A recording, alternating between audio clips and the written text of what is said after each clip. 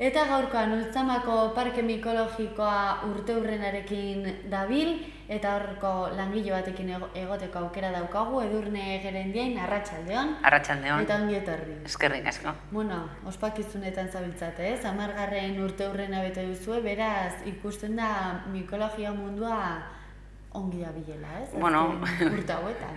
Gutxienez hor gaude, 10 urte nahiko dira. Hasiera nahiko latza eta gogorra izan zen, proiektuan martxan jarri genuelako, baina orain, oso pozik, 10 urte pasa dira, eta, hortaz gaude lanpeturik esate baterako bai. Oso ongi. Noiz sortu zen eta zergatik sortu zen Ultzamako Parke Mikologikoa? Begira, 2006an, basoetan halako kolpe handi bat izan ziren, ziza, mota guztietako ziza, onjo pila bat, eta, Ultzama betidanik izan du jendea ziza bitzaileak, ez? Jende asko etorri da betidanik zizak hartzea, baina urte horretan izan zen pasada bat. Masifikazioa. Bai, masifikazioa, 2 astetan 20.000 kotxe inguru zenbatu ziren, horrekin batera zakarra basoan, dena utxita, eta udalak bere nahi zuten zerbait egin, eta orduan urte horretan kargatu zuten proiektu de ordenación de los recursos mikologikos, dira ze esango dut, eta batez ere hori kudeatzeko baliabide mantentzeko, ez? Eta proiektu horrekin arautu zen eta regulatu zen Ultzaman, ez? Baina batez ere arazo horiengatik, ez? Pentsatzen dute egoera hori, ez? Izanen zela, bai herritarrentzat, bai ziza biltzaileentzat, pixkat, deserosoa, ez? Bai, batez ere, basoan gure basoetan, nahiz eta komunalak izan, jendeak badu bere bordak, animaliak hor basoan, jendeak sartzen zen toki guztietara, eta, nola da? Portilloak uzten zituzten irekiak, eta azkenean, eta kotxe pila bat, basoan ezin pasa, eta, bai, eta gero basoak sufritu zuen asko baita ere, zapalketa azkenean ez dela baten ona, eta, asko daudenean, jende asko dagoenean mendian, eta ziza asko, imaginatu ze eromena jendea hartzen denetarik, eta, nahiko egoera txarra, ez, izan zen. Baina, hori izan zen 2006an, 2007an inauguratu zen Parke Mikologikoa, hor proiektu horrekin egiten zena baimenen bidez lortzen duzuna da jendea kontrolatu, zenbait jende dagoen basoan, horrekin batera pistak egokitu ziren, pista batzuetan baditugu parkin batzu kotxeak hor bazter batean uzteko, eta gero ireki zen punto mikologiko bat, informazio gunea, non hor ematen ditugun baimenak, ematen dugu azalpenak, eta batez ere, eta oso amatua dena da aholkularitza mikologikoa, zeren hor jendea tortzen da hartu dituen zizekin, eta guk erakusten diogu zintzu diren jangarriak eta ez jangarriak. Ez dut esan behar onak edo txarrak, zeren jendeak esaten du onak eta txarrak ez, zizak denak onak dira. Guretzat jangarriak edo ez jangarriak dira, baina basoan oso importanteak dira. Eta proiektu hau da, ingurugune eziketa proiektu bada.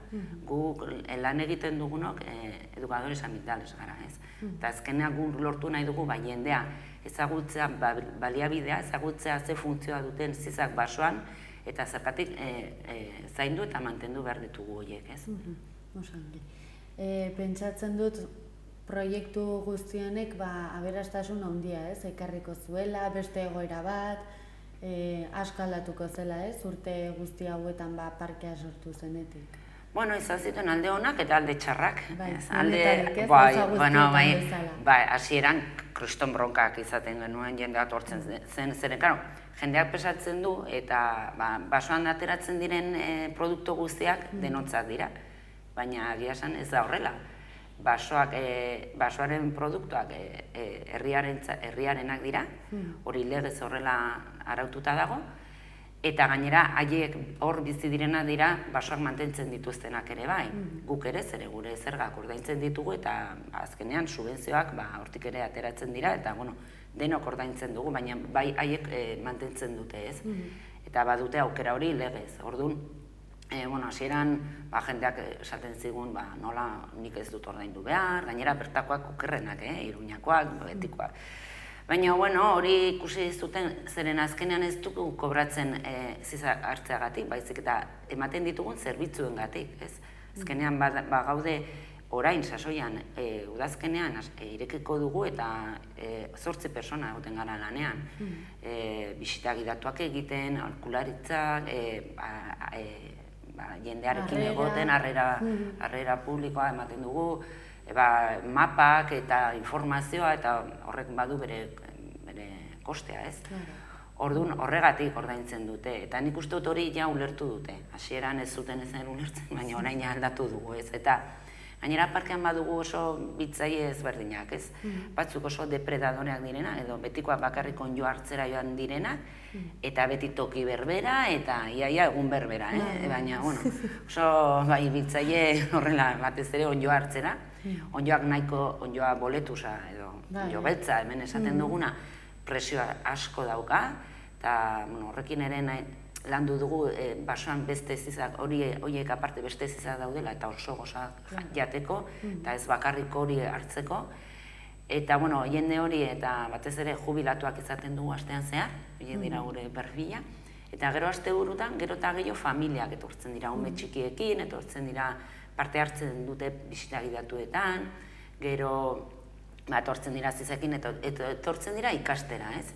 Eta hori oso, guretzat oso importantea da, zeren azkenan ez dugu zainduko ezagutzen ez dugunako, ez?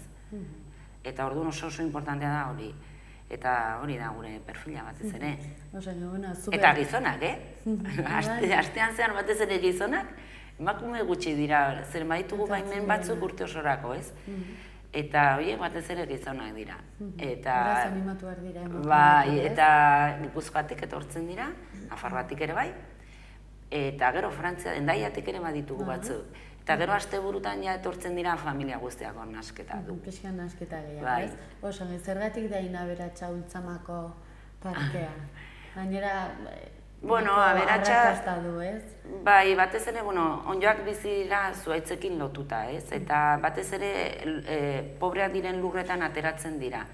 Zeren, zizek ezin dute bere janaria egin, haiek bakarrik ez dira landareak.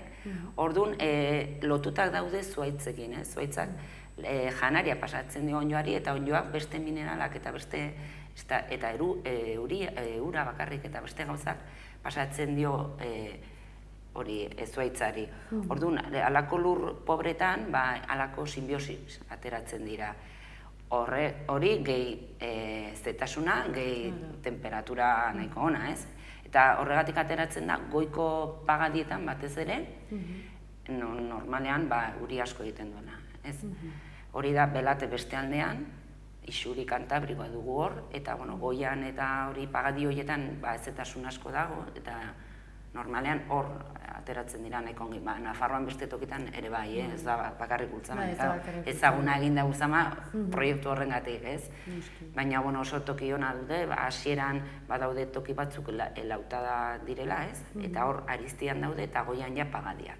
Eta orduan jendeen duentzat, lautadako tokiak oso erosoak dira, klaro, egitzeko. Bai, lapagora eta lapagera. Bai, hori da, ohitura, bai. Oso, 10 urte hauetan asko aldatu da zuen ibilbidea, hasieratik gaur egun arte. Bai, guk proiektu horrekin, proiektu ere egon da aldatzen, zeren azkenean guk egiten duguna da ikusi zer funtzionatzen duen ongi, eta zer funtzionatzen duen gaizki, eta saiatzen gara hori aldatzen ere, bai. Ez da proiektu bat itxita, eta gu eskertzen dugu asko jendeak esaten diguna baita ere, eta beste proiektuak ere ikusten dugu, nola egiten dugu, ez? Baina bai, guk nabaritzen dugu jende gutxiago dagoela mendian, eta hori bai eskertzen da, ez? Azkenean hori zen helburu bat, jende gutxiago edo batez ere kontrolatua egotea, ez? Eta, badago jendea joaten dela baimenari gabe, eta, badakigu, badago jendea zelago, araua jarraitzen, baina, beti toki guztietan alakoak izaten dira, ez? Baina, 180 eramaten du bere baimena, pasatzen da bulegotik, eta oso ongi. Eta bai, nabaritzen dugu, jendean lehen ekartzen zituen ziza guztiak, bakizu, mendira joan eta ikusten zuten dena hartu, poltsan sartu eta eraman, ez? Osea, bai zaharrak, bai, ezakit, osea, alako, ikusten genuen alako poltsak eraman, adibidez hori gu beti esaten dugu poltsak ez eramatea, ez da beharrezkoa, baina, ez, gure ordenantzan ez dago sartuta, baina bai eskertzen da, zen azkenean esporak eramaten baldin baduzu poltsa bat ez dira erortzen basoan, eta oso importantea da.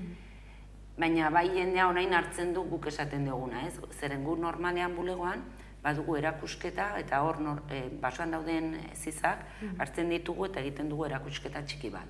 Orduan jendea pasatzen da bulegotik, erakusten dugu zer dagoen eta nola aztertu, badaude ziza batzuk oso errazak direnak identifikatzeko. Eta orduan ja horrekin joaten dira basora. Eta bai ekartzen dute guk esaten dugun moduan. Eta hori oso importantea da. Eta hori bai uste dute lortu dugula, zerbait kontzientziazioa eta hori alde horretatik bai. Beraz pozik zaudete, 10 urte hauetako valorazioarekin. Bai, daude izan dugu iaz adibidez oso urte hasieran, txarra ez, baina gertatu zen, Espainia osoan ez ziren zizak atera, eta bastan aldean kolpe bat izan zuten, hori pasatu eta gero ultzaman izan genuen, baina ez ziza asko, baina, klaro, beste tokitan ez ziren atera, eta orduan, genuen jende pila bat hor sarreran, baimenak erosteko, eta limitatu genuen, esan genuen ez dugula gehiagorik saldu behar, zeren gu egiten dugu kontrol bat, eta guk ikusten dugunean jende asko ja badagola, eta kapazidad akogida hori bete dela, ez ditugu gehiagorik ematen, ez? Eta, klaro, imaginatu, jendea, adibidez, Hueskatik, Valentziatik etortzen dira asko, leku guztietatik, hori, ez, baimen bat eskatzen, ez? Eta zuk esan ez, Eta, baina, normalean, bai, horrela, bai, baina ongi dago, bai. Arrakasta gehien gainera izaten duena beti izaten da ontxoa, ez? Bai. Espainiako beste leku batzuetan ere hartu daiteke, baino beti komentatzen da hemengo oso goxoa dela, ez? Bai, esaten dute adituek, nik ez dute ezberdintzen, ni probatu dute Txoriako ondjoa eta hori, baina nik uste dute...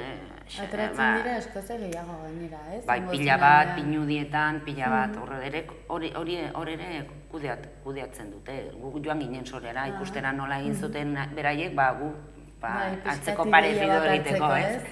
Bai, baina hor ateratzen dira, eta Andaluzian ateratzen dira pila bat, ondjo betza.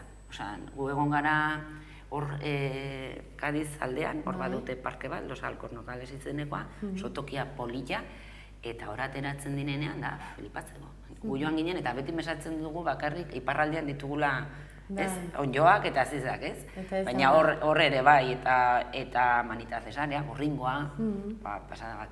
Baina hor euri gutxi dute, orduan, guk duguna da normalean urtero izaten dugula zizak, hori da, batez ere gure desberdintasuna, ez? Nola aurre ikusten da urtengo urtea? Hori da, egunero galdetzen digute, nolak predikzioa. Eta, oso urte lehorra izan dugu. Orain, abuztuan, 28an, 18 litro gota zituen. Eta, nahiko, oraindik lehorra dago.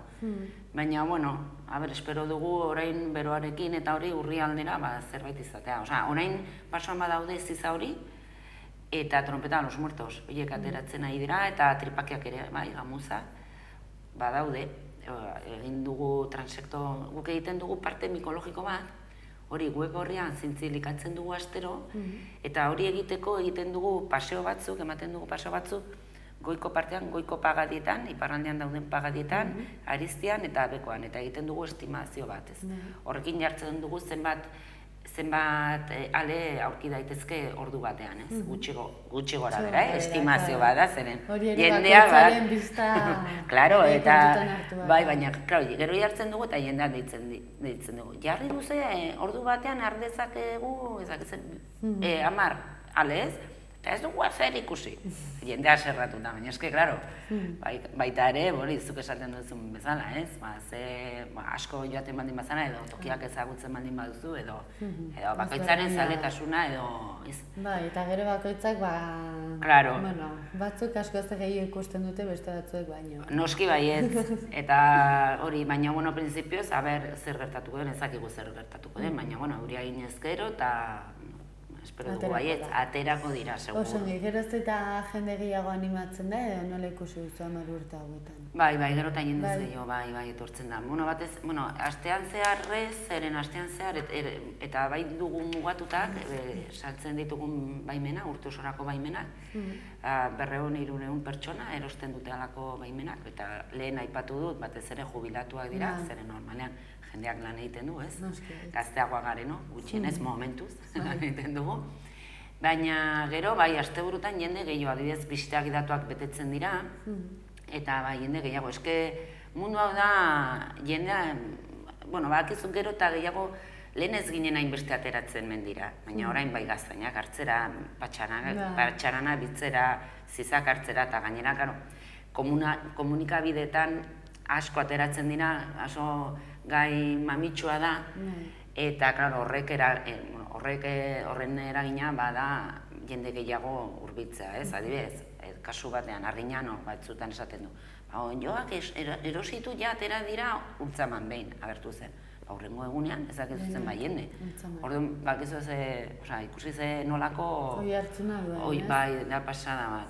Eta gero ikusten dira, saltzen dutela, cestas para, egunkariekin batera, liburuak, zitzak, orduan, klaro, bada movida bat, gero, eragina batzutan zaila kontrolatzeko, zenen tokia da, ultzama da txikia, ez da inbesterako, azkenean sartuta daude parkean 6.000 hektarean, baina erabiltzen direna dira 3.000, zenen hor daude pistak ailegatzeko eta ez da, baso guztia ez da erabiltzen. Hori baita ere horrela izan behar da, basoa mantentzeko, ez? Baina gau txikia da. Orduan tokatzen zaigun hori murriztea, baimenen salmentak eta hori. Hiriko jendea geroz eta gehi animatzen da, badakigu herriko jendeak ohitura gehiago duela, ez? Joie joaten dira, baina ez dira bulegotik pasatzen, badakite bere tokiak, eta gero ez dut aipatu, baina guk egin genuen hau, eta jendea ez ordaintzeko bai joaten dela beste tokietara. Azkenean, guk lortu dugu gure zonaldean ala nola mantentzea, ez? Baina ondoko herrietara, jende gehiago joaten dira. Zeren azkenean hor ez dute ordaindu behar, orduan, hori bai eragin igual ez dela eragin ona, ez? Baina, azkenean guk udalak egin du bere basoa nola kudeatu eta nola mantendu proiektu hau egin zuen. Baina, beste tokietan arazoak daude toki guztietan, orain gaur egun zizekin, zeren zaletasun asko dago eta jende asko mugitzen da, gero eta errepide gehiago dugu, eta errepide onak mugitzeko basoan ere bai, hori kontrolatzea... Daitezkela ialeku joztu. Klaro, eta hori arazo bat da. Urte hurrena datorren astean, ospatuko duzue, ze prestatu duzue? Badugu egitarau, datorren... Antolatu ditugu bigarren jardunaldi mikologikoak. Hasieran egin genuen bat, proiektuaren hasieran, eta orain bigarrenak. Eta batez ere helburua da, orain azaldu dut, hau egin zen arazoak zeudelako, baina Espainia mailan ere arazo pila bat daude, Sorian eta beste tokietan, orain Teruelen, badaude, eta badaude arazoak, ez? Eta gure izenburua izanen da baliabide mikologikoari balio ematea eta konserbatzea, ez? Nola ematen dugu balioa, ez? Eta nola konserbatzen dugu era berean, ez? Eta, badaude oso aditu bereziak eta estatu mailan oso onak direnak, etorriko direnak bere esperientzia eta bere jakituria azaltzea. Eta horrekin izanen dugu bisio global bat, eta hori jardunaldi hauetan, eta gero irailaren 29an egingo dugu parte hartzeko beste jardunaldi bat, hor hemen emango diren emaitzekin. Lehenengoa izanen da irailaren 13 asteazkena. Eta hor, baditugu atalak esango dizut. Lehenengo atalan landuko dugu ondok basoetan duten ezinbesteko funtzioa. Zertarako balio dute, lehena esan duguna. Ez dira bakarrik jaten. Ze funtzioa duten, jendea jakiteko, ez? Honetan dugu, Luis Miguel García Bona, bertako mikologoa, Nafarroako eta oso aditua eta famatua. Mikologian aritzen direna ezagutzen dute asko, zeren daramatza ezakitzen bat urte. Eta gero, Juan Andres Oria de Rueda baita ere, hori Valladolidekoa hor unibertsitatean aritzen da, eta oso famatua da baita ere, eta oso ona. Bigarren atala, onddo eta zizen bilketa arautzea kudeatzeko tresna gisa. Hor, Nafarroako gobernutik etorriko dira, ure mikologoa, Javier Gómez, eta hori egiten dugu goizean. Gero atxaldean, goizean izango diren izlariak, eta atxaldean egingo dugu esperientziak, ez? Batez ere ekarri dugu beste jendea.